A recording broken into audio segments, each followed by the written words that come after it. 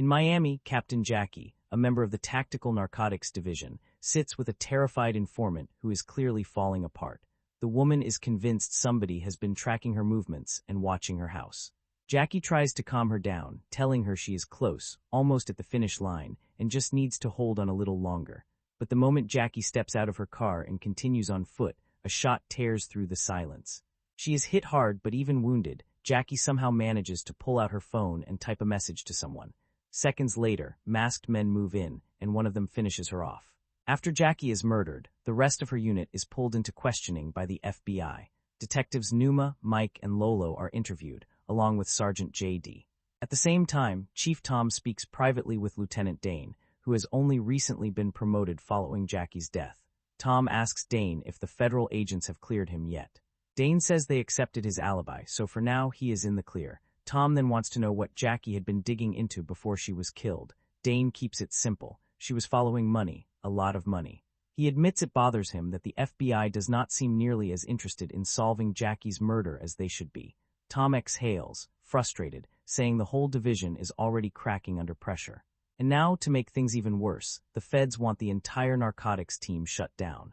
In a separate interview room, FBI agent Dell questions Numa about her relationship with Jackie. He asks if the two of them were close and whether Jackie's death has hit her hard. Numa says yes, they were close, but she immediately corrects his wording. Jackie did not simply die, she was murdered. Dell then shifts his questions toward the team's work, pointing out that narcotics officers spend most of their time raiding places, taking drugs off the street, and seizing huge piles of cash. He asks if being around that much money ever creates temptation or a conflict of interest. Every member of the team gives the same answer: no. Eventually, Dell interviews Sergeant J.D. J.D. does not waste time playing along. He asks what the FBI is really doing there, besides trying to make cops look dirty. Dell replies that skimming money from busts would probably be one of the easiest ways for underpaid police officers to make extra cash.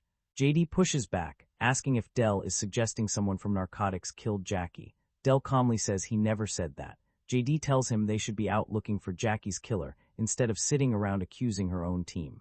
Dell ignores the warning and says he has already spoken to the detectives and the lieutenant. Then he casually mentions that Dane is the lieutenant who got the promotion J.D. wanted. J.D. says Dane deserved it if anyone did. Dell asks if that means they are friends. J.D. says yes, then adds that if the FBI had not broken apart VCAT, Jackie's killer would probably already be in cuffs. Meanwhile, Dane tells Chief Tom that he and his people can find whoever killed Jackie if the department gives them the chance. He asks if Tom can approve overtime for them to work the case. Tom refuses, warning him that any off-the-books investigation will only give the feds more reasons to come after them. If they make one wrong move, the whole unit could be permanently shut down. Back in the interview room, Dell presses J.D. again, asking if he was close with Jackie. J.D. stays quiet. Dell grins and mocks him, asking if something has suddenly stolen his voice. J.D. finally snaps, calling him a vulgar name. Dell barely reacts and says everyone knows how close J.D. and Jackie really were. J.D. still does not answer. Dell then notices J.D.'s double shoulder holster and asks who the second gun belongs to. That is the last straw. J.D. punches him, and the room erupts into chaos. When Chief Tom hears the commotion, he asks Dane what is happening. Dane casually tells him J.D. is fighting with his brother. Later, Dane teases J.D. about the interrogation, asking how things went with his brother. J.D. says Dell is still an asshole. Then he points out that if the FBI is spending its time staring at them, they clearly are not close to finding Jackie's killer. Dane agrees, saying the feds must either think Jackie was dirty or they believe someone inside the team had a hand in her murder. J.D. says if he were running the investigation, he would stir the water, throw out bait, and start pulling on lines just to see what crawls to the surface. After the interrogations, the whole team gets together to decompress. They joke around, mocking Dell and turning him into the target of their frustration. For a moment, everyone laughs. But the mood shifts when Numa asks why everyone keeps bringing up money. Mike wonders if it connects to the rumors about stash house robberies. Lolo asks what those rumors are about. J.D. explains that stash houses are where cartels usually hide their cash, and lately, people have been whispering about a robbery crew made up of crooked cops and federal agents working together to rip those places off. Elsewhere, Dane checks a message referring to a stash house. He stops for a moment, then lowers his gaze to a picture of his son. Outside the station, a DEA armored vehicle rolls into the parking lot. Two agents, Nix and Dio, climb out and are immediately greeted by the team. They are not just federal contacts, they are close friends with these cops, so the meeting feels familiar at first. But Numa's expression quickly hardens. She tells them she believes the federal investigation is not really about finding out who killed Jackie. To her, it feels more like the FBI is looking for a reason to blame TNT, tear the unit apart, and shut them down for good. Dio agrees with the concern, adding that if VCAT had never been broken up, they probably would have had suspects in hand already. Just then, Dane comes out of the building and acknowledges the DEA agents before turning his attention to his team. He tells them a fresh Crime Stopper tip has come in. According to the caller, there is money hidden inside a house in Hialeah. Lolo points out that their shift is basically over and asks if that means they're getting overtime. Dane says no. Budget cuts killed that idea. Then he tells her to bring Wilbur, the cash-sniffing dog. Numa walks beside Dane and asks how much money they are supposed to be looking for. Dane says the tip mentioned $250,000. Numa quietly calls it an easy grab. Mike asks if they should notify the Hialeah Police Department before moving in. Dane immediately shuts that down, saying their department is already a disaster and they do not need more complications. Mike asks again, wanting to know what amount they are expecting to actually seize. Dane answers that they will probably recover around $150,000. Not long after, the team heads out and arrives at the address, a calm little cul-de-sac filled with ordinary-looking homes.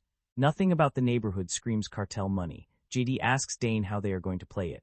Dane gives the plan in one blunt sentence. They lie. They get the homeowner to sign a consent-to-search form by saying they are looking for drugs, not cash. As soon as they reach the front door, Wilbur starts acting strangely. The dog becomes restless and even urinates near the entrance. Lolo is surprised, saying she has never seen Wilbur behave like that before. She asks how much money is really inside. Dane says $75,000. Lolo immediately rejects that, saying there is no way Wilbur would be reacting this strongly to such a small amount. Dane knocks and gets the homeowner's attention. He tells her the police received a tip that drugs are being stored somewhere in the house. JD asks her name, and she says it is Desai. Dane asks if anyone else is inside with her. Desai says she is alone. He then asks for permission to enter. Desai, clearly uneasy, asks if they have a warrant. Dane admits they do not, but explains that they have a consent-to-search form instead. If there is nothing illegal in the house, he says, she can simply sign it and let them check. Desai hesitates, but eventually signs the form. Once inside, Lolo lets Wilbur off the leash. The dog instantly starts barking toward the ceiling. Dane asks Desai what is in the attic. She says she has never even been up there and insists there are no drugs in the house. JD corrects her, explaining that Wilbur is not trained to detect narcotics. He alerts on money. The second Desai hears that, her face changes. Dane and JD climb into the attic. JD notices something odd right away. The attic is much cleaner than the rest of the house, and he asks Desai why that is. She repeats that she has never been up there and says the place originally belonged to her grandmother. As JD looks around, he spots a thin wire sticking out from the wall. He tugs on it, and a hidden panel behind a statue slides open. Behind it, they find several large drums. Dane orders the team to begin carrying the containers out, while he and JD question Desai downstairs. Dane asks how long she has lived in the house. Desai says only 2 months. She explains that her grandmother died recently, and for the past few years, she had been the one taking care of her alone. The house is still tied up in probate because her sister is challenging the will, even though, according to Desai, that sister never lifted a finger to help their grandmother. JD asks if she knew there was money hidden in the house. He reminds her that her reaction changed the moment he said the dog was searching for cash. Desai denies knowing anything about it. JD tells her that whether she knew or not, she is now connected to a house full of illegal money. That puts her in serious trouble. Desai argues that the house is not legally hers, yet because the estate is still in probate. Dane gives a small smirk and says that is a pretty clever loophole, then asks who taught her that. Desai says nobody did. Her eyes drift to the tattoos on Dane's hand, and she asks what they mean. Dane explains that one says, "Are we the good guys?" The other answers it, "We are and always will be." Before the conversation can go any further, Mike calls for Dane and JD from the attic. They climb back up, and the team opens one of the drums. Inside, they find far more cash than anyone expected. Dane counts what is in one container, then looks over the rest of them. After doing the math in his head, he realizes the tip was nowhere close. There is more than $20 million hidden inside the house. The entire team goes quiet, staring at the amount of money in disbelief. JD quickly tells everyone to head back downstairs, but before anyone leaves the attic, Dane stops them and asks for their phones. Numa clears her throat, clearly taken aback, and asks if he suddenly does not trust his own team. Dane gives a cold answer. Money has a way of making people lose their minds. One by one, he takes their phones, including Desai's. JD asks if Dane wants his phone too, but Dane says no. Instead, he wants JD to help him think through the situation. JD is already irritated by how Dane is choosing to handle this. He asks how much the original tip claimed was inside the house. Dane says 300,000. Then he orders Mike and Numa to pull the remaining containers out of the wall and begin counting everything. JD immediately pushes back, saying they need to get the cash out of the house right away. Dane argues that seizure protocol says the money has to be counted at the location where it is found. JD snaps that normal protocol does not apply when they are standing over more than $20 million. Dane refuses to change his mind. JD then suggests calling the chief, at the very least. Dane shuts that down too, saying he does not trust anyone right now. That is when JD reveals something important. Jackie had mentioned a rip just like this not long before she was killed, a score involving serious money. The words hang in the room. A moment later, Lolo asks Dane if she can use her phone just long enough to call her daughters and say goodnight. Dane refuses. JD tells him they should at least contact his brother or Nick's, but Dane blocks that idea as well. JD loses his temper and calls Dane an asshole for the way he is acting.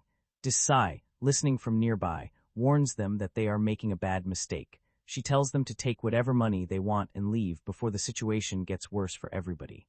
Before they can question her further, Mike rushes down from the attic and tells Dane that a police cruiser just turned onto the street.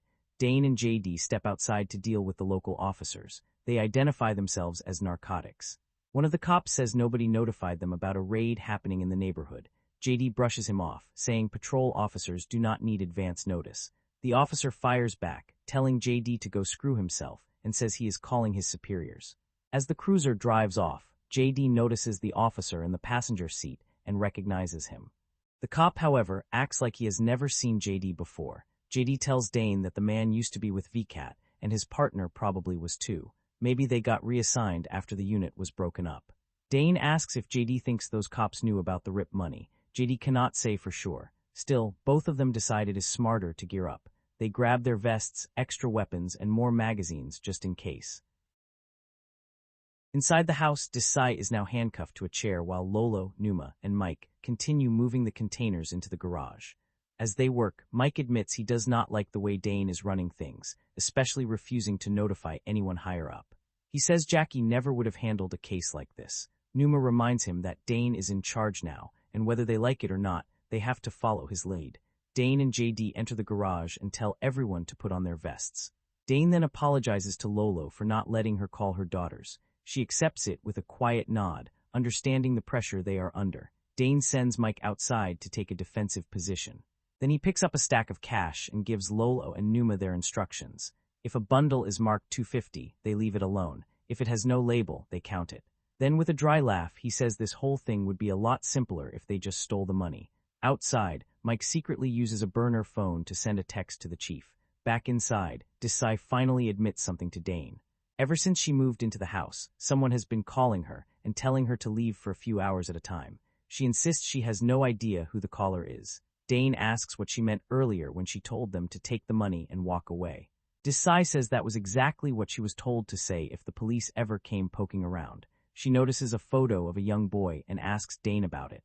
Dane tells her it is his son. As Dane looks deeper into Desai's file, he discovers she is a confidential informant.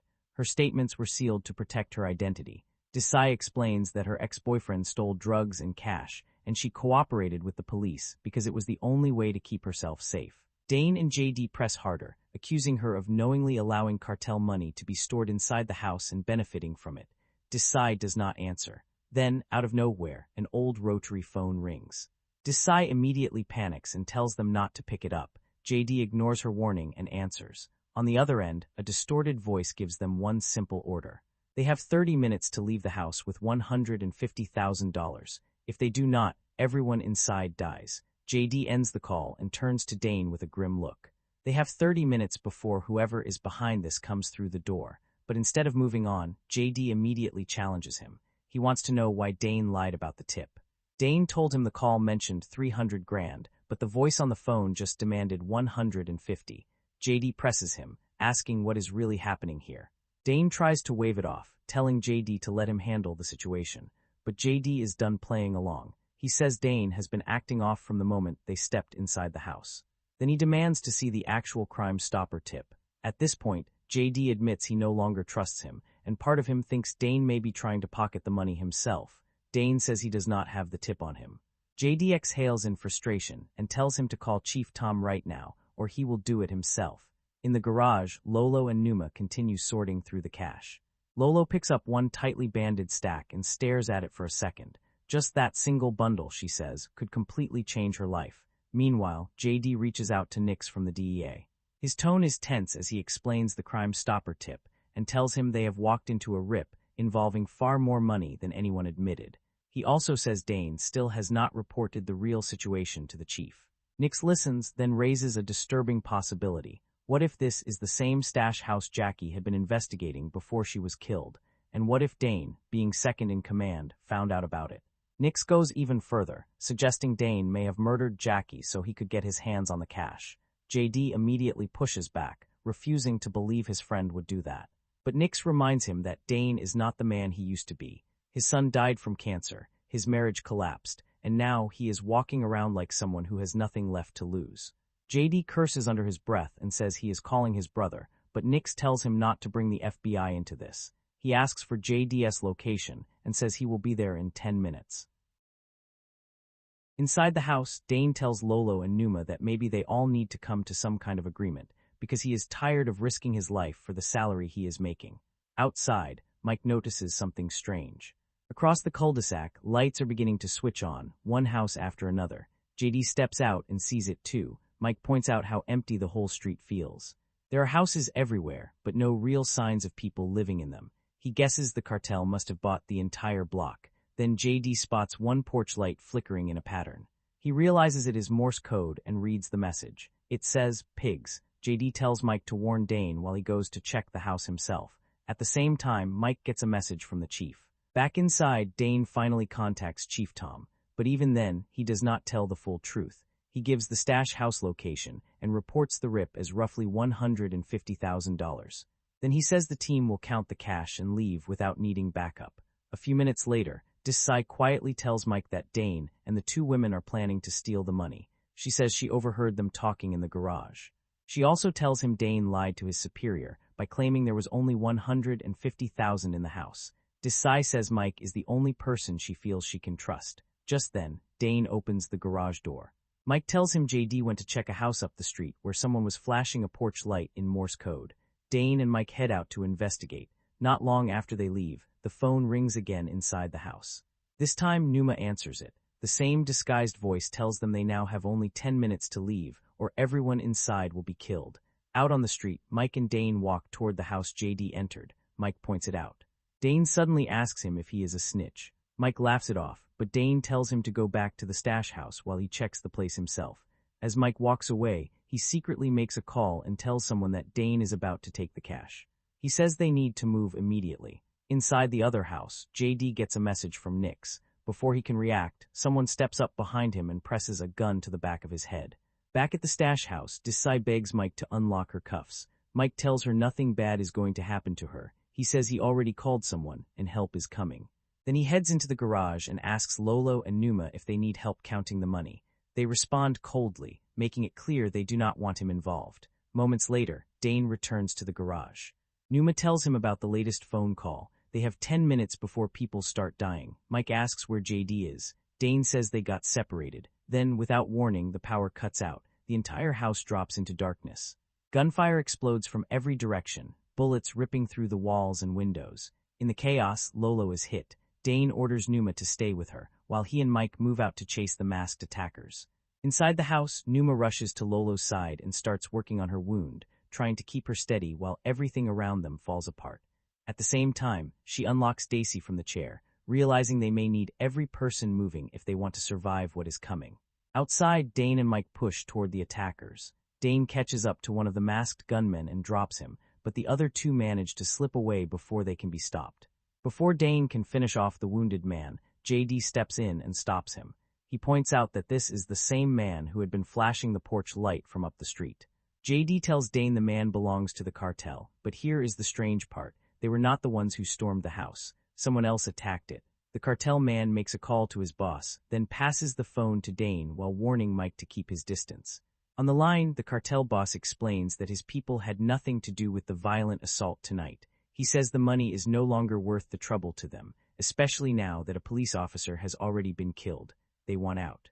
No more attention, no more bodies, no more heat. JD cuts in and asks him directly if his cartel killed Jackie. From a distance, Mike watches the conversation unfold, unable to hear every word but clearly sensing how serious it is. When the group comes back together, Mike asks what happened. Dane tells him the cartel is backing away from the cash, and they are not the ones who attacked the house. They return to the garage, where Dane gives the update to the others. The cartel did not hit them, and they have decided to walk away from the money.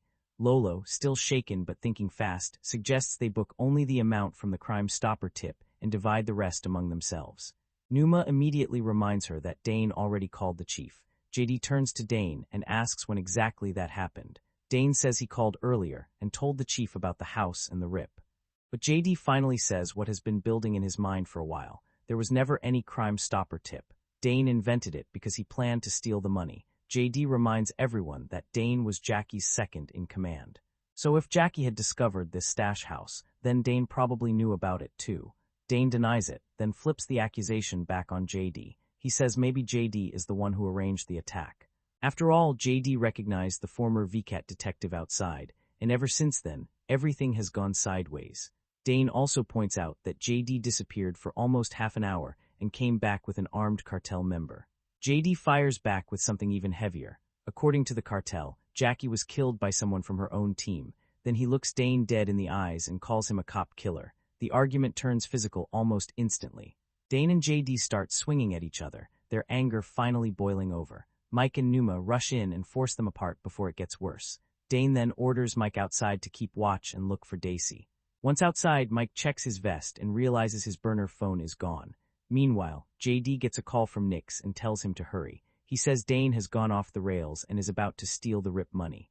JD asks if Nix is bringing a full team, but Nix says budget cuts have made that almost impossible. Nobody wants to come in for extra shifts. Still, he reassures JD that he is bringing the armored vehicle. Then Nix asks how much money they're talking about. JD gives him the number, 20 million. Nix says they will be there soon. Back in the garage, the women finish counting the cash and start loading it into black bags. Then, suddenly, they notice flames spreading through the garage. The fire moves fast, forcing them to drag the bags outside before everything burns.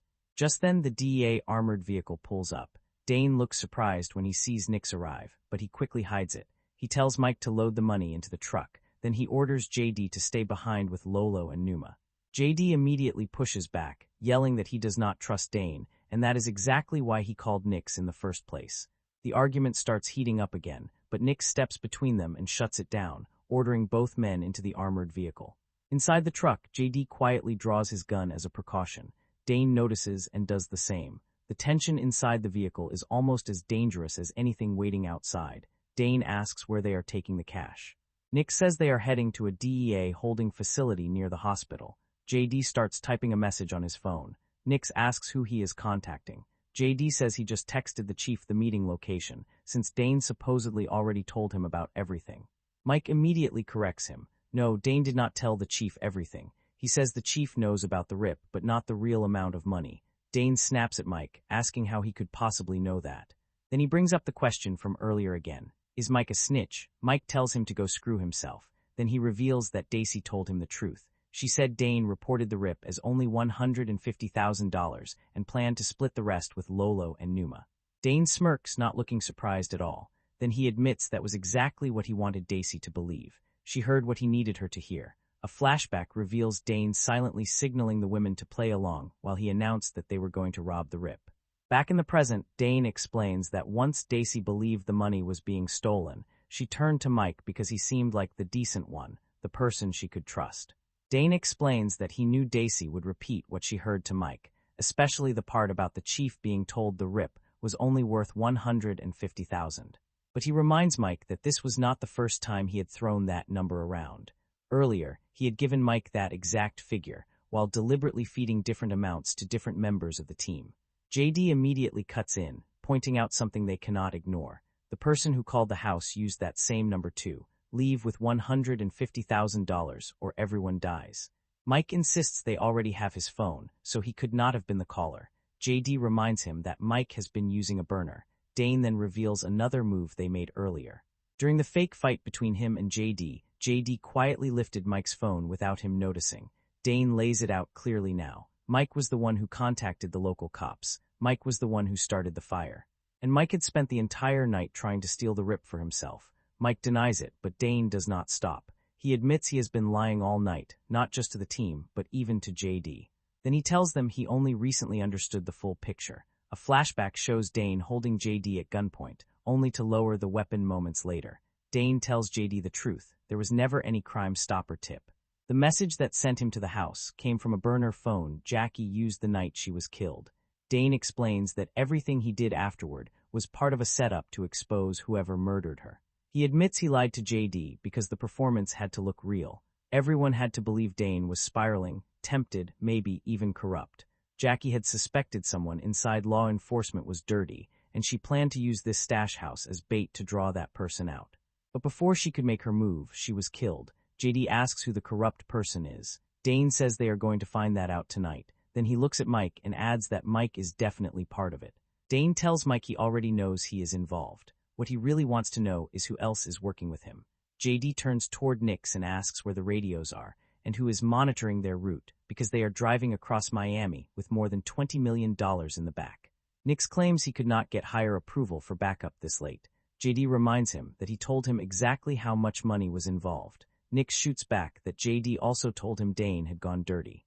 Dane says that was the whole point. He acted corrupt to see who would come crawling out to steal the money. JD finally turns the accusation on Nix. He says Nix is the one who called the house and had the place attacked with former VCAT cops. Nix denies it, insisting he is not dirty. Then Mike asks for his burner phone back and dials a number. A second later, a phone hidden inside Nix's vest begins to ring. Nix reacts instantly and shoots Mike. The driver raises his weapon and tries to take out JD and Dane, but JD moves first and kills him before he can fire. Nix, however, still gains control of the situation.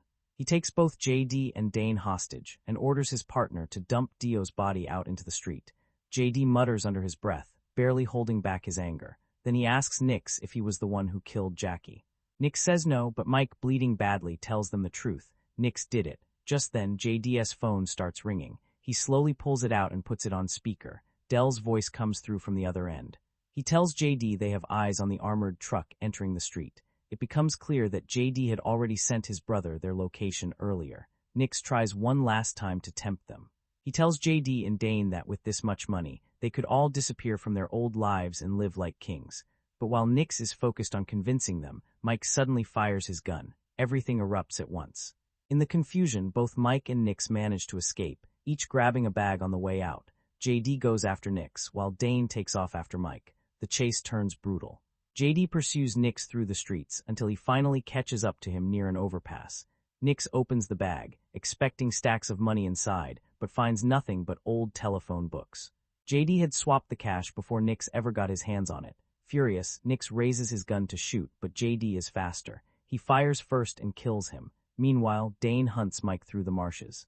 The pursuit is tense and exhausting, but Dane eventually catches him, forces him down, and locks the handcuffs around his wrists.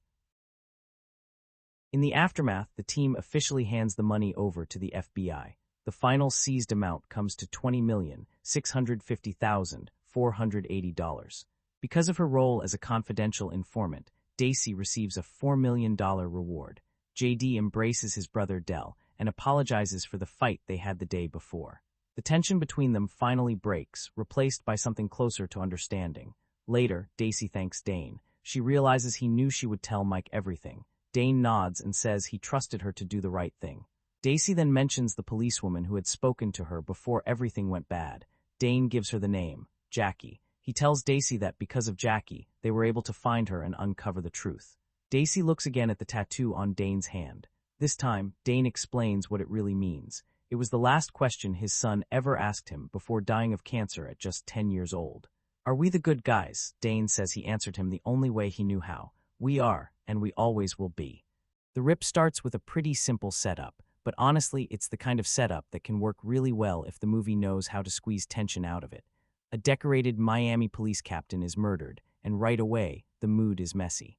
This isn't just another random killing. Her own tactical narcotics team is suddenly under pressure, the feds are circling, and there's this uncomfortable feeling that the danger might not be coming from outside the department. It might be sitting inside the room. Then the team gets a tip about a stash house. At first, they think they're walking into a routine seizure, maybe a few $100,000, something they've probably dealt with before. But once they get inside, they find way more than expected, $20 million in cartel cash. And that changes everything, because now the movie isn't just about cops doing a raid. It becomes about what happens when a group of people, already surrounded by suspicion, are locked into one place with enough money to ruin everyone's loyalty. That's where the premise has its hook. The house becomes this pressure cooker. Outside, there's a threat closing in. Inside, nobody knows who to trust. Damon's Doomers is trying to keep control of the situation. A Volkswagen is already on edge, and every little look between the team members starts to feel suspicious. It's not the freshest crime thriller idea ever. We've seen dirty cops, cartel money, raids gone wrong, all of that before. But the Rip understands that the real tension is not just the cash. It's the question sitting underneath it.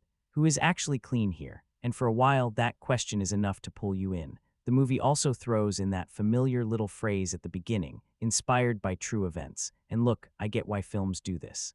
It gives the story a bit of extra weight before anything even happens. Suddenly, you're not just watching another dirty cop thriller. You're watching something that wants you to think, okay, maybe some version of this really happened. Maybe this kind of corruption, this kind of mess, this kind of internal rot isn't that far from reality. But The Rip doesn't exactly play like a strict true crime recreation. It feels more like the filmmakers took a real-world idea, grabbed the parts that worked, and then built a pulpy thriller around it. Which is fine, honestly. A lot of movies do that. The problem is that once the movie starts getting bigger and messier, that true events label starts to feel a little loose. Early on, it helps. The idea of a narcotics team being investigated, rumors of cops ripping off cartel stash houses, dirty money moving through official channels, all of that feels believable enough to ground the movie. It gives the setup a grimy edge. You can buy the idea that these characters live in a world where the badge does not automatically mean trust. But later, when the story starts piling on betrayals, outside threats, surprise motives, and final act complications, the realism starts to wobble. That true events angle almost works against the film at certain points, because the more outrageous the plot becomes, the more you start thinking, wait, how much of this are we actually supposed to believe? Still, I don't think the movie needs to be completely realistic to work. It just needs to feel like it could happen in the kind of world it has created, and for most of the first half, it does. The true events framing gives the film a little bit of grit, a little bit of seriousness, even when the actual storytelling is clearly leaning into crime thriller entertainment. So no, I wouldn't watch The Rip expecting a deeply factual, grounded account of police corruption. That's not really what this is. It's more like a fictionalized pressure cooker thriller, with one foot in reality and the other foot firmly planted in Netflix action drama territory. And depending on how much you're willing to go with that, the label either adds tension or makes the sillier parts stand out even more. What gives The Rip its first real layer is the background of this tactical narcotics team. This is not presented like some clean, heroic police unit where everyone walks in with perfect morals and shiny badges. From the beginning, the team already feels bruised. Their captain has been killed, the department is under scrutiny, the feds are sniffing around, and there are rumors hanging over them about dirty seizures, cartel money, and cops behaving a little too much like the criminals they're supposed to be chasing. That's important because before the movie even gets to the stash house, it has already planted doubt in your head. These people are not walking into the story with a clean reputation. They're walking in with baggage. And once that baggage is there, every decision they make becomes harder to trust. The TNT unit has this rough, lived-in energy. They talk like people who have spent too much time around danger and too much time around each other. There's friendship there, yeah, but it's not soft friendship. It's tense, loud, defensive, sometimes ugly. You can tell these characters have history, but you can also tell that history does not automatically mean loyalty. And the movie uses that well, because when the team finds the money, it doesn't feel like corruption suddenly enters the room. It feels like corruption was already standing there, waiting for the right excuse to show itself. That's the whole tension of the unit. Are these cops under attack because they're good officers caught in a bad situation, Or are they being watched because someone already knows what they're capable of? The feds looking at them only adds to that pressure. The TNT doesn't just feel hunted by criminals. They feel judged by their own system. They're angry, defensive, and maybe scared too, even if none of them want to admit it out loud. So the team background does a lot of heavy lifting. It gives the movie its atmosphere before the bullets start flying. It makes the central group feel unstable from the start. And it turns a simple raid into something a lot more uncomfortable, because you're never fully sure whether you're watching cops trying to survive or cops trying not to get exposed. The Rip doesn't waste much time before throwing you into the incident that sets everything off. A Miami police captain, Jackie Velez, is killed right at the beginning, and the movie uses that murder as the spark for everything that follows. It's not a long opening, and honestly, that's part of why it stands out. She's there, she has presence, and then she's gone before the film really lets you settle around her. And that's a bit frustrating, because even in those early moments, you can feel there was something interesting about her. She doesn't come across like a disposable name in the plot. There's a toughness to her, a sense that she belonged in this world, that she knew how to move through it. So when the story removes her so quickly, it creates a strange effect. You understand why it happens narratively, but you also feel like the movie has just taken away someone it could have done more with. Still, her death works as a pressure point. It immediately puts the tactical narcotics team under a cloud. The feds are involved. The department is suspicious. And instead of her murder feeling like a clean case with a clear enemy, it becomes another reason to question the people around her. That's where the setup gets interesting. The team isn't just grieving. They're being watched. They're being questioned. And because Bayan had a personal connection with Jackie, the whole thing carries this extra emotional charge. It's not just police business for him. It's personal, messy, and obviously eating at him. For Doomers, it becomes another weight on top of everything else. He's trying to keep the unit steady, but the murder has already cracked the room before the stash house situation even begins. Everyone is tense, everyone has something to prove, and everyone knows the feds think the threat might be internal. So Jackie's murder is more than an opening shock. It's the first sign that this unit is already damaged before the money enters the picture. And once the cash shows up, that damage doesn't heal. It spreads. The real engine of the Rip is not the cartel money by itself. It's what that money does to the people standing around it. Because once the team finds the cash, the movie immediately stops being a normal police operation. $20 million sitting in a house changes the temperature of every conversation. Suddenly, every glance feels loaded.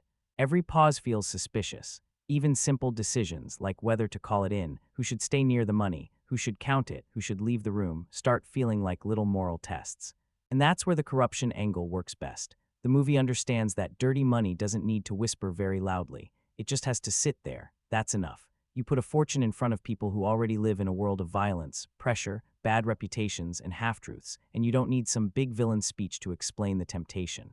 You can see it on their faces. What makes it more uncomfortable is that this team already has a history hanging over it. There are rumors about cops ripping off stash houses. There's suspicion from the feds. There's a murdered captain. There's this feeling that the department itself has been rotting quietly for a while, and this one night is just when everything starts leaking out. So the question becomes less about, will someone betray the team? It becomes, who already has? That's a much stronger place for the movie to operate from. Because when everyone is technically on the same side, but nobody fully believes that anymore, the room becomes dangerous before anyone even fires a gun. The badge doesn't comfort you. The uniform doesn't mean much. Friendship doesn't mean much either, not when there's enough money in the attic to change someone's entire life. And I like that the film doesn't make the moral suspicion feel too clean at first. It's not just one obviously evil cop rubbing his hands together in the corner. It's more slippery than that. Some characters look guilty because they're hiding something. Some look guilty because they're scared. Some look guilty because, honestly, in this kind of situation, even an innocent person would start acting strange. That's the fun of the setup. The money becomes a mirror. It shows you what these people might be capable of, or at least what you think they might be capable of. And for a good stretch of the movie, that uncertainty is more gripping than the action itself.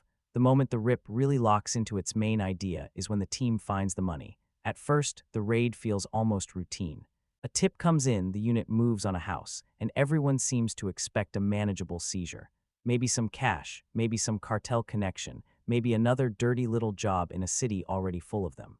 Nothing about it feels clean exactly, but it still feels like something these cops understand. Then they find $20 million, and that number matters, because this is not a small temptation.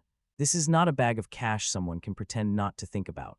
This is life-changing money, career-ending money, friendship-breaking money, the kind of money that can turn procedure into panic and turn trained officers into people quietly calculating what they could get away with.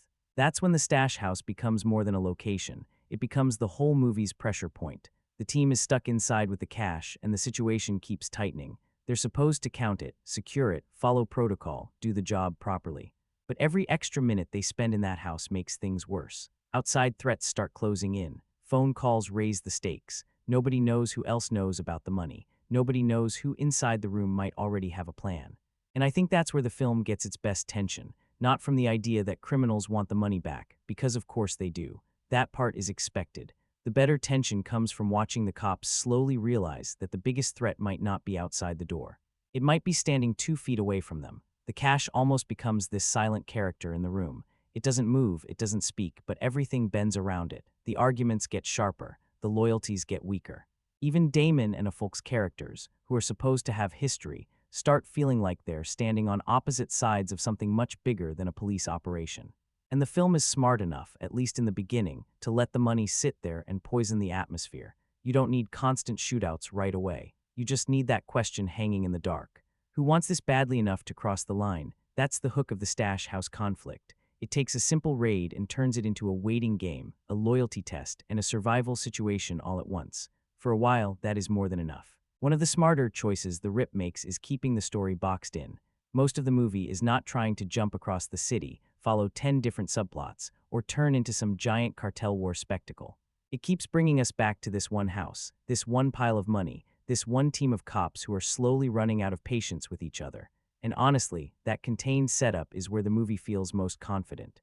There's something naturally tense about a crime thriller that traps everyone in a place they don't fully control.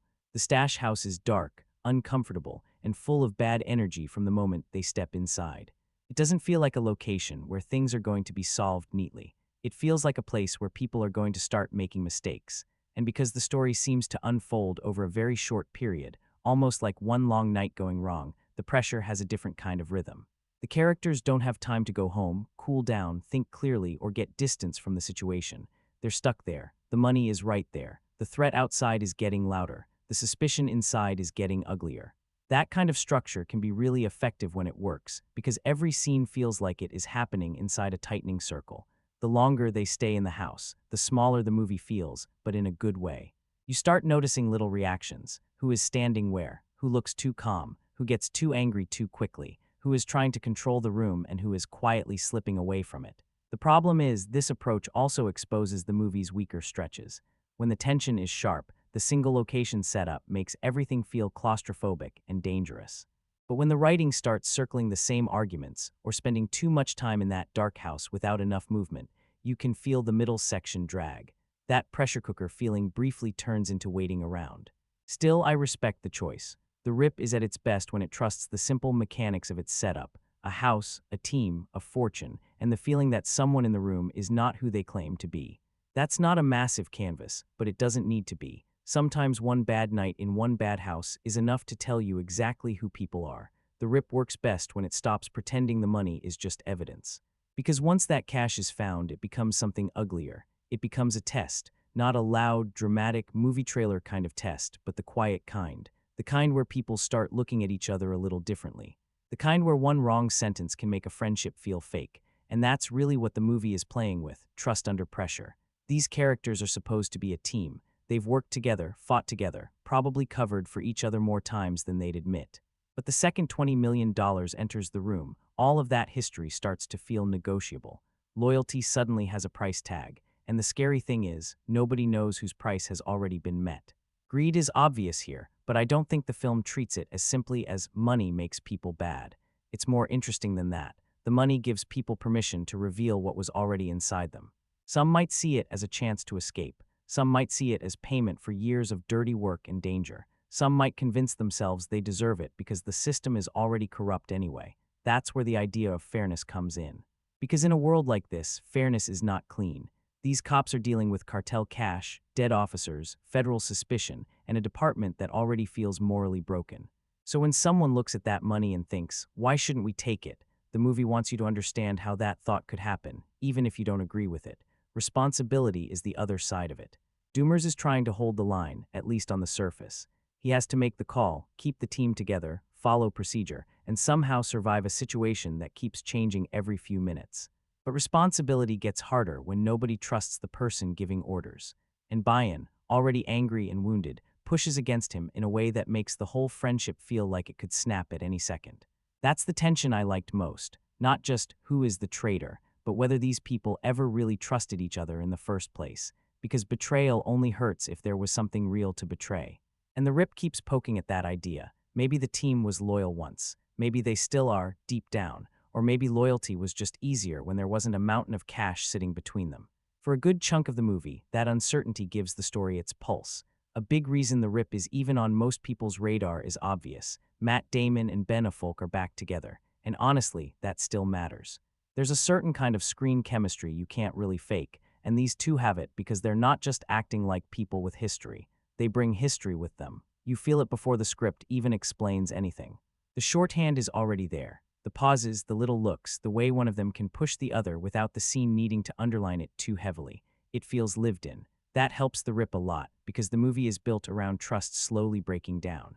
If you don't believe Doomers and Bayan have a real bond, then the whole emotional core of the film gets weaker. But with Damon and Affleck, you buy it almost immediately. These feel like two men who have known each other forever, who have been through ugly situations together, and who maybe know each other too well for comfort. What's interesting is that the film doesn't just use their friendship as fan service. It puts pressure on it. Damon's character is trying to stay controlled, trying to manage the situation, trying to keep the operation from turning into complete chaos. Affleck's character is much more volatile. He's grieving, suspicious, angry, and constantly pushing against Doomer's authority, so their chemistry is not just warm buddy cop energy. A lot of the time, it's friction, and that friction is where the reunion actually becomes useful. Because when Bayan starts doubting Doomers, it lands harder because we already understand there is something real between them. When they argue, it doesn't feel like two random cops shouting in a dark room. It feels like a friendship being dragged through mud, money, grief, and suspicion all at once. Still, I do think the movie only gets part of the way there. Damon and Affleck bring more weight than the script always gives them. You can sense a deeper, more layered version of this story sitting underneath the surface, where their bond is explored with more patience and more emotional bite. The film hints at that, but it doesn't always dig as far as it could. Even so, they are easily one of the strongest reasons to watch it. When the plot gets messy, they keep it grounded. When the writing feels thin, their natural rhythm fills in some of the gaps. And when the movie starts drifting into familiar crime thriller territory, their presence gives it a little more personality than it might have had with anyone else. It's not their best collaboration, not even close. But it does remind you why people still get excited when Damon and Affleck share the screen. Because even in a movie that doesn't fully reach its potential, those two still know how to make a scene breathe. Matt Damon's performance in The Rip is not the loudest thing in the movie, and that's exactly why it works. As Lieutenant Dane Doomers, he plays the kind of guy who seems like he's always doing three things at once in his head: listening, measuring, holding something back. He's not walking into every scene trying to dominate it with volume, and in a movie filled with suspicion, yelling, and testosterone, that stillness actually gives him power. Doomers is the one trying to keep the operation from falling apart. At least, that's how it looks on the surface. He's the man making the calls, trying to follow procedure, trying to keep the team focused while everyone else is starting to spiral around the money. But Damon gives him this calm that never feels completely comforting. You're watching him and thinking, okay, he's in control, but also, why is he that controlled? That's a smart line to walk. Because the Rip needs you to question everyone, and Damon understands that. He doesn't play Doomers like an obvious hero. He plays him like someone who knows the room better than he lets on. His face does a lot of the work. A pause before answering, a look that lasts half a second too long, a sentence delivered like he has already decided more than he is saying. It keeps you leaning in. There are moments where you trust him because he seems like the only adult in the room. Then there are moments where that same composure feels suspicious. In a normal police thriller, the calm leader is usually the anchor. Here, he might be the anchor, or he might be another part of the storm.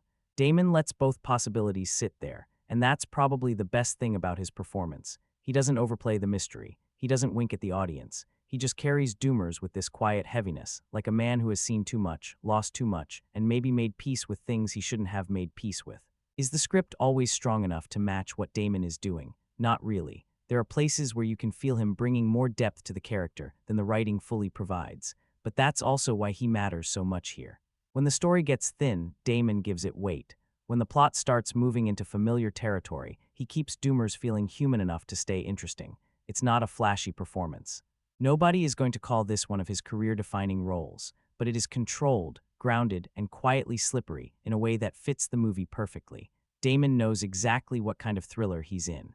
And more importantly, he knows that sometimes the most suspicious person in the room is the one trying hardest not to look suspicious.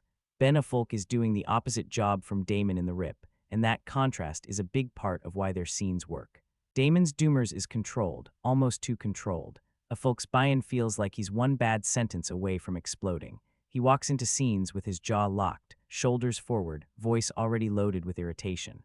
You can tell this is a man who doesn't process pain quietly. He throws it at the room and waits to see who flinches. And honestly, that kind of performance could have gone wrong very easily. Buy-in is written like a lit fuse. He's angry, suspicious, confrontational, and not exactly interested in making anyone comfortable. But Affleck gives him enough wounded energy that he doesn't just feel like the hot-headed cop cliché, even though the movie definitely flirts with that. The key is Jackie Velez, because Buy-in's connection to her murder gives his anger a personal edge. He's not just mad because the operation is going sideways. He's grieving, and that grief has nowhere clean to go. The feds are asking questions. His own team is under suspicion. The money shows up, and suddenly everyone around him looks like they might be hiding something. So his aggression starts to make sense, even when it's messy or reckless.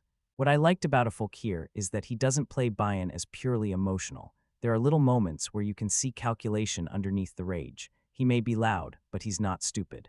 Sometimes he pushes Doomers because he's hurt. Sometimes he pushes him because he's testing him. And sometimes it feels like even Buy-in doesn't fully know which one it is. That makes his dynamic with Damon more interesting.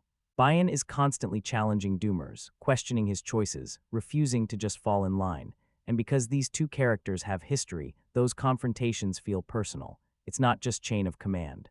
It's friendship, resentment, grief, suspicion, and ego all colliding in the same cramped space. Affleck also brings that rough, lived-in quality that works for this kind of crime thriller. He looks tired in the right way. Not movie star tired, but emotionally worn down. Like someone who has been standing too close to bad decisions for too long. And when the movie leans into its macho, profanity-heavy cop energy, he fits that world naturally. Is it subtle all the way through? No, not always. There are moments where Buy-in is pushed pretty hard into tough guy territory, but for the most part, Affleck makes that intensity feel useful. He gives the film friction. He keeps the room unstable, and in a story built around distrust, that matters. For me, Buy-in works because Affleck understands the character's anger is not just noise. It's defense, it's grief, it's suspicion wearing a badge. And when he's facing Damon across that room, you can feel the whole movie tighten a little. The Rip is obviously being sold on Damon and Affleck, and fair enough, that's the hook. But the movie would fall apart pretty quickly if the rest of the team felt like cardboard cutouts standing around them. Thankfully, the supporting cast does a lot of heavy lifting. Steven Yeun brings a different kind of energy into the group. He doesn't need to dominate scenes to make you pay attention. There's something slightly unreadable about him here, which works perfectly for a movie where every character needs to feel like they might be hiding something. He can look calm, helpful, suspicious, and completely neutral almost all at once. That kind of ambiguity is useful in a thriller like this because it keeps your brain quietly working in the background. Teyana Taylor is one of the cast members who gives the film a more human pulse. Her character feels easier to read, but not in a boring way. She brings this emotional directness that helps balance out all the hard stares, tough guy posturing, and suspicion flying around the house. In a movie where everyone is trying to look controlled or dangerous, she gives you someone whose reactions feel more exposed. You understand the pressure through her. Sasha Cal also adds something to the setup as Daisy Molina, the woman inside the house when the team arrives. Her presence makes the stash house situation feel stranger and more unpredictable because she's not just background decoration. She becomes part of the discomfort of the location. The team thinks they're walking into one kind of situation, and her presence immediately makes the room feel less simple. Then you have Catalina Sandino Morno, who honestly feels like she could have carried even more weight if the script had given her the space. She has one of those quiet screen presences where you notice her even when she isn't saying much. Sometimes it's just a look, or the way she holds herself in a group scene. There's a whole interior life suggested there, and the movie doesn't always know what to do with it, but she still makes an impression. Kyle Chandler fits neatly into this world too. He brings that dependable authority he usually has, the kind of presence that makes a procedural or crime setup feel a little more grounded. And Scott Adkins being here is interesting, because you expect him to come in and do what Scott Adkins usually does. Get physical, steal an action beat, make the fight choreography pop. But the movie keeps him more restrained, which might work for the story. But yeah, if you came in expecting him to fully unleash, you may feel a little shortchanged. What's important is that the ensemble gives the movie texture. These characters don't all get equal depth, and some definitely deserve more, but they create the atmosphere the film needs. You believe this team has friction. You believe they have history. You believe that any one of them could be carrying a secret, or at least making a bad decision under pressure. And that matters, because The Rip is not just about two famous actors in a dark house with money. It's about a whole group slowly realizing that the people next to them might be more dangerous than the people outside. One thing The Rip has going for it is that the women in the cast make an impression pretty quickly. The frustrating part is that the movie doesn't always seem interested in following through on that. Captain Jackie Velez is the clearest example. She appears early, and even with limited screen time, there's something about her that feels sharp and grounded. You get the sense that she belongs in this world. She moves like someone who has earned authority, not someone the movie just placed there to start the plot. So when she's taken out almost immediately, it works as the inciting incident, sure, but it also leaves you wondering what the film lost by not letting her stay in the story longer. That's not always a bad thing. Sometimes a death at the beginning can haunt the whole movie, and Jackie's murder does hang over buy-in, over the unit, over the Fed's suspicion. But there's still this feeling that the character had more potential than the script allowed. She becomes a wound in the story, but not quite a full presence. Catalina Sandino Morno has a similar issue, just in a different way. She doesn't need much dialogue to catch your attention. There's a stillness to her, a guarded quality, like she's carrying thoughts the movie never fully lets us hear. In group scenes, your eye can drift toward her because she seems like she knows more than she's saying. That kind of presence is valuable in a thriller built on suspicion. But again, the film doesn't give her enough room. You can feel a more interesting version of the movie hiding there, one where Salazar's perspective matters more, where her silence is not just atmosphere but part of the emotional machinery. Instead, she becomes one of those characters who adds texture without being fully explored. She makes the movie better, but the movie doesn't quite return the favor. Tiana Taylor gets more emotional clarity, and that helps. She brings a readable human quality to the team, which is useful because so much of the film is built around hard faces and suspicious behavior. But even with her, you sometimes wish the movie would slow down and give these women more than function. More interior life, more messy decision-making, more of the moral pressure that Damon and Affleck get to play with. And then there's the final act issue, where some of the female characters feel like they drift out of focus right when the chaos should be making everyone more important. In a film about trust breaking down inside a team, disappearing from the emotional center is a problem. If everyone is a suspect, everyone needs to matter. That's why this part of The Rip feels like a missed opportunity. The actresses are there, the screen presence is there, the tension is there, but the writing keeps prioritizing the male friendship, the male anger, the male confrontation, while some of the most intriguing women in the room are left around the edges. It doesn't ruin the movie, but you can feel the gap. Because in a story where every face is supposed to make you wonder, what are they hiding? The film should have been more curious about all of them. Joe Carnahan is clearly comfortable in this kind of world. You can feel that almost immediately in The Rip. The movie has that rough crime thriller texture he likes. Angry cops, bad rooms, dirty money, people yelling over each other, and a situation that keeps getting worse because nobody in the story is emotionally equipped to calm it down. It's not elegant exactly. It's more like a pressure valve slowly cracking open. And when Carnahan is locked in, the film has real grip. The early stretch especially shows what he does well. He knows how to make a room feel tense before anything actually happens. A police unit being questioned, a group of officers sitting around with things they don't want to say, Damon watching quietly. The folk already halfway to an explosion, the feds circling. That's the kind of setup Carnahan understands. He doesn't need a massive shootout right away because the suspicion is already doing some of the work. What I appreciated is that he doesn't turn the movie into pure chaos from the first minute. For a director who has done louder, more frantic material before, this feels more restrained. The Rip is not constantly cutting between 10 plotlines or trying to overwhelm you with style. A lot of it is just people trapped in a location, trying to figure out who is lying, who is scared, and who might be willing to sell everyone out for the cash. That stripped-down approach helps the movie. It gives the story an old-school crime feel. Not something revolutionary, not something that reinvents dirty cop thrillers, but something that understands the basic pleasure of watching a bad situation tighten, around morally questionable people. Still, Carnahan's direction is also where some of the frustration comes in, because you can sense the film wants to be gritty and tense, but it doesn't always go as hard as it could. There are moments where it feels like he's aiming for something more dangerous, something sharper, and then the movie pulls back into safer Netflix thriller territory. The setup promises a nasty little corruption story, but the execution sometimes settles for familiar twists and neatly packaged confrontations. The action is handled with enough conviction, though. When the shootouts arrive, they have weight. They're loud, aggressive, and chaotic without always becoming unreadable. Carnahan knows how to stage people under pressure, and even when the plot gets silly, he keeps enough energy moving through the scenes that the movie rarely feels dead. That's the thing with The Rip. It's not Carnahan at his most original, but it does feel like him returning to a lane he knows well. Cops under siege, trust collapsing, violence waiting outside the door, friendship turning into suspicion. Those are familiar ingredients, and he knows how to cook them. I just wish the film had trusted its darker instincts a little more, because when Carnahan leans into the claustrophobia, the paranoia, and the ugly moral atmosphere, The Rip feels like it could become something really strong. But when it starts tying things up too cleanly or leaning into generic thriller moves, you feel the ceiling come down. So as direction goes, it's solid, sometimes stylish, often tense, definitely watchable.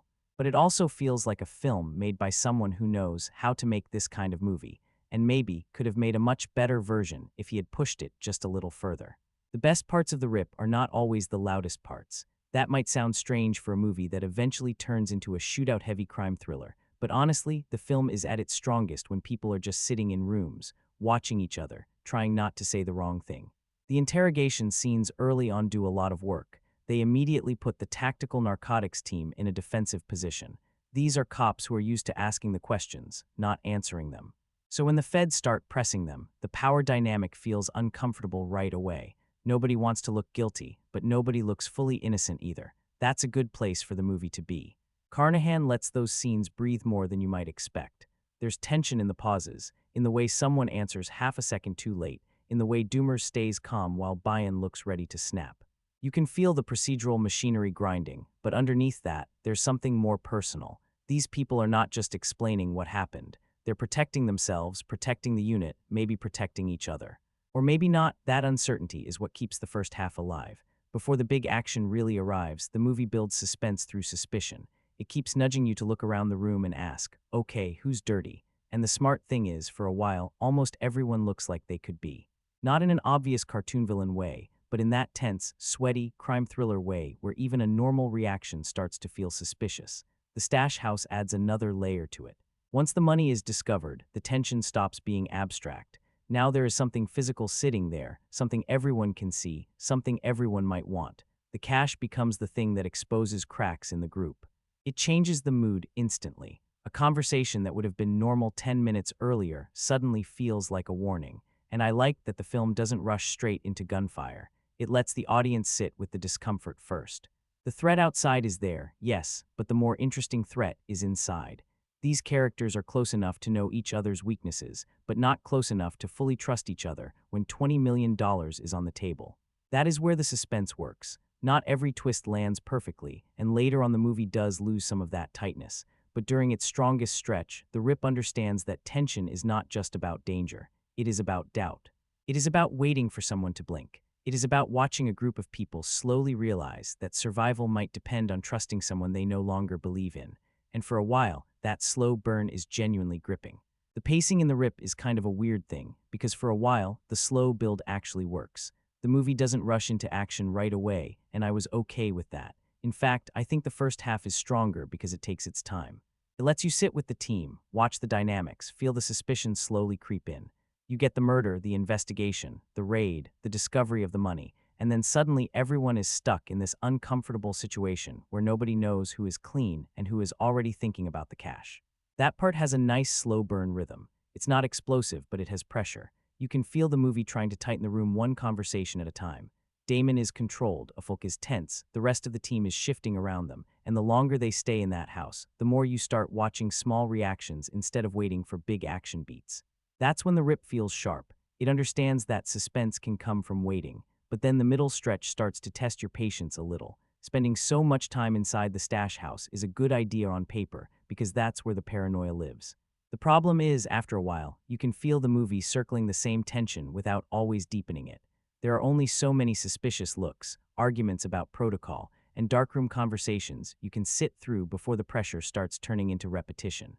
And yeah, some of that second act feels padded, not completely dead, but meandering. You're still watching because the cast is good and the premise has enough grip, but the movie doesn't always give the middle section enough new fuel. It keeps promising that everything is about to boil over, then holds that moment just a little too long. Then the third act arrives, and the movie suddenly kicks into a much louder gear. The action ramps up, the outside threat becomes more aggressive, the betrayals start landing, and the film goes from slow burn suspicion to full crime thriller chaos. For some viewers, that shift is exactly what the movie needed. After all that waiting, it finally starts paying things off with gunfire, confrontations, and the kind of messy reveal-heavy energy you expect from this genre. But for me, the jump is not completely smooth. The first half wants to be grounded and tense. The final act wants to be fast, loud, and twisty. Both versions of the movie can be entertaining, but they don't always feel like they belong to the same rhythm. It's almost like the Rip spends so long carefully building distrust, then gets impatient and starts throwing everything at the wall near the end. Still, I can't say the pacing ruins the film. It just makes it uneven. When the slow burn works, it really works. When the middle drags, you feel every extra minute in that house. And when the third act finally explodes, it gives the movie energy, even if some of the tension from earlier gets lost in the noise. So the pacing is a trade-off. The film starts with patience, stalls a bit in the middle, then runs hard toward the finish. Not perfectly balanced, no, but enough to keep you watching. When the Rip finally lets the action loose, you can feel Joe Carnahan waking the movie up. For most of the first half, the film is running on suspicion.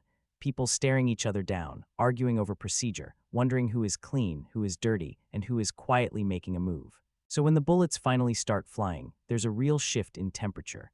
The movie goes from tense and contained to loud, violent, and messy in a way that feels very much in Carnahan's wheelhouse. And to be fair, some of it works. The shootouts have weight, they don't feel glossy or weightless. There's a roughness to them, a kind of crash-bang-wallop energy where the house suddenly stops feeling like a pressure cooker and starts feeling like a battlefield. Walls are getting chewed up, people are scrambling, the whole situation feels like it's collapsing in real time. That's the kind of action this movie needs, because it's not supposed to feel clean. It's supposed to feel like trained cops losing control of a situation they thought they understood. I also appreciate that the action is mostly grounded. This isn't the kind of movie where someone turns into a superhero halfway through. The violence is aggressive, but it still feels tied to the story. The cash, the suspicion, the outside threat, the panic inside the team, the action grows out of all that. It isn't just thrown in because the film remembered it was supposed to be an action thriller. There are moments where the staging is pretty clear too, which honestly matters more than people give it credit for. You can usually tell where characters are, who is moving where, and what the danger is. That alone puts it ahead of a lot of modern action scenes that hide everything behind shaky camera work and frantic cutting. The movie is at its best when the geography makes sense, because then the tension actually has shape. But it's not all perfect. Some of the action is just decent rather than memorable. You get the noise, you get the gunfire, you get the impact, but not every sequence has that one image or one beat that sticks in your head after the movie ends. And depending on the scene, the chaos can feel less like carefully controlled tension and more like the script trying to cover for how messy the plot has become. There's also the Scott Adkins problem. You put Scott Adkins in a movie like this, people naturally expect him to get a proper physical showcase. That's just how it is. So when the film keeps him more restrained, it makes sense for the role maybe, but it still feels like a slight missed opportunity. You don't bring in someone with that skill set and then leave viewers thinking, wait, that's it. Still, the action does give the movie a needed jolt. After a long stretch of dark rooms, distrust, and people circling the same pile of money, the shootouts push everything into motion. They make the stakes feel immediate. They give the third act its momentum. And even when the story logic starts wobbling, the action keeps the film from completely deflating. So no, The Rip is not wall-to-wall action, and anyone expecting non-stop set pieces might be surprised by how long it waits. But when the violence does arrive, it mostly delivers what it promises: loud, gritty, practical-feeling crime thriller chaos. Not groundbreaking, not unforgettable, but strong enough to make the pressure finally explode. The script of The Rip is one of those things that works better in the moment than it does when you start pulling it apart afterward. While you're watching it, the movie usually gives you enough to stay engaged. There's a murder, a team under suspicion, a stash house full of cartel money, and a group of cops who all look like they could be hiding something. That's a solid thriller engine. It's simple, but it has pressure. And for a good stretch, the writing knows how to use that pressure. The best thing the script does is keep suspicion alive. It doesn't make everyone equally deep, but it does make everyone feel at least a little questionable. Someone looks too nervous, someone else looks too calm, a conversation cuts off at the wrong moment, a character hears something but doesn't share it. Little things like that keep the audience scanning the room, trying to figure out who is actually playing straight.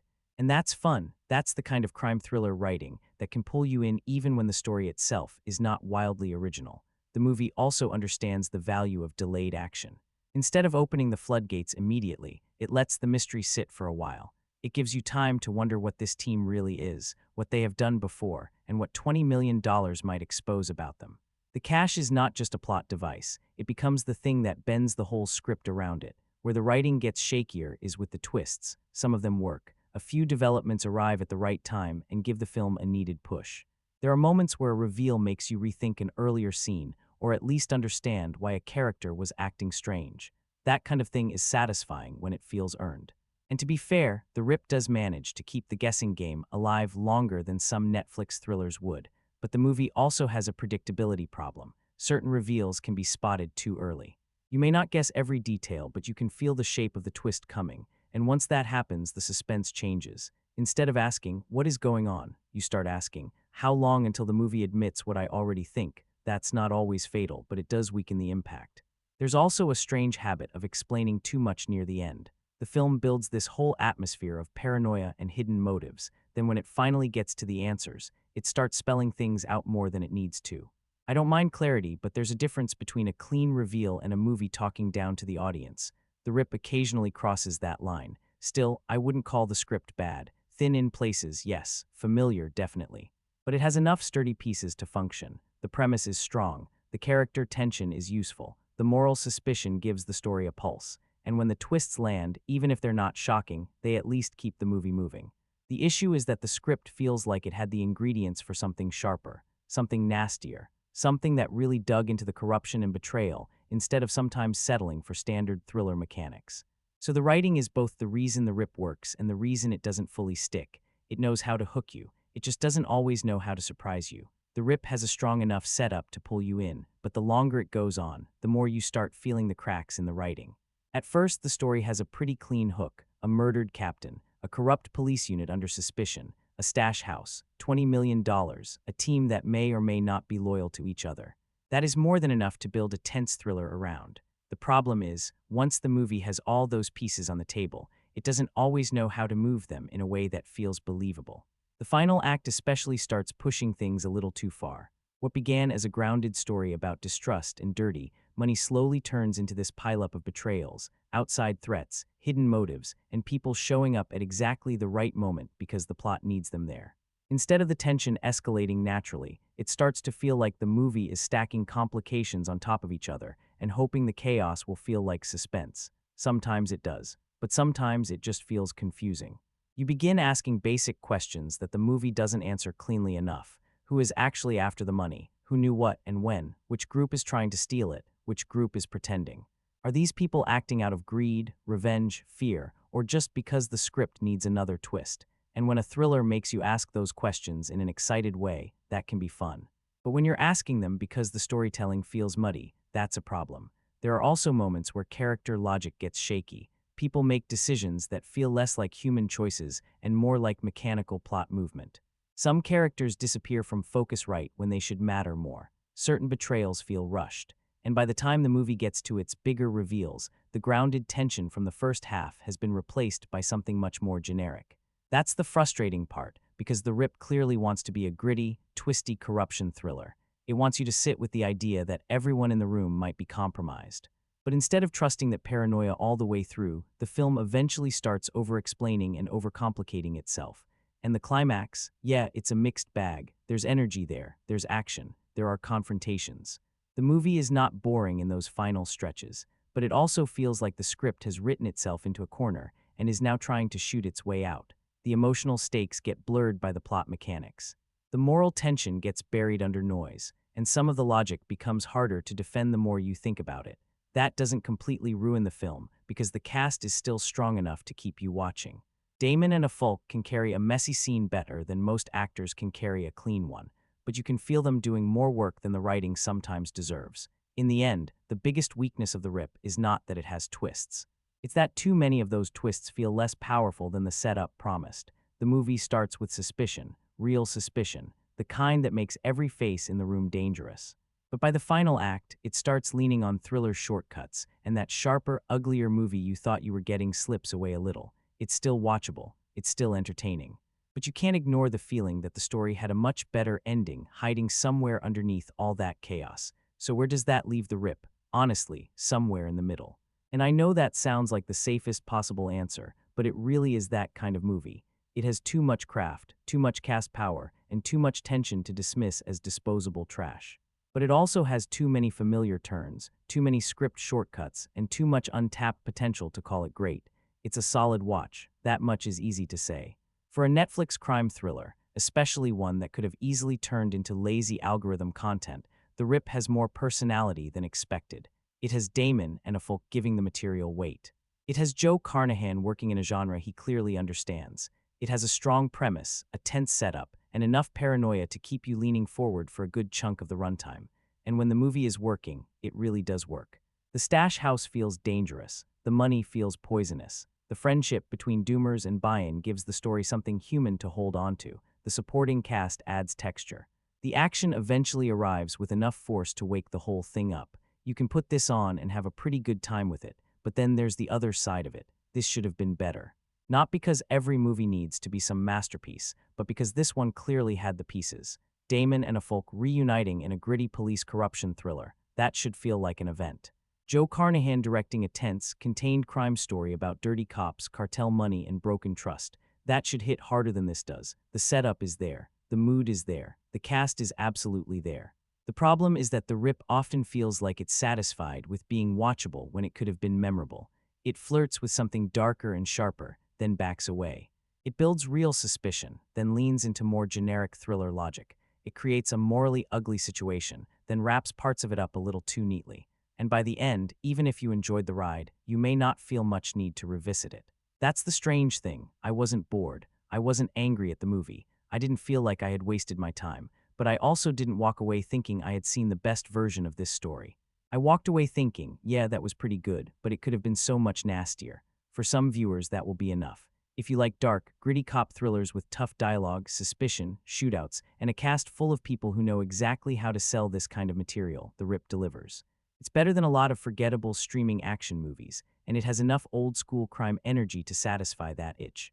But if you go in expecting something on the level of Damon and Affleck's strongest collaborations, or one of Carnahan's most fully realized crime films, you might come away slightly disappointed.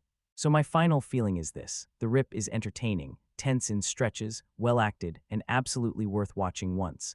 But it is also a missed opportunity, a good movie hiding inside the shadow of a potentially great one.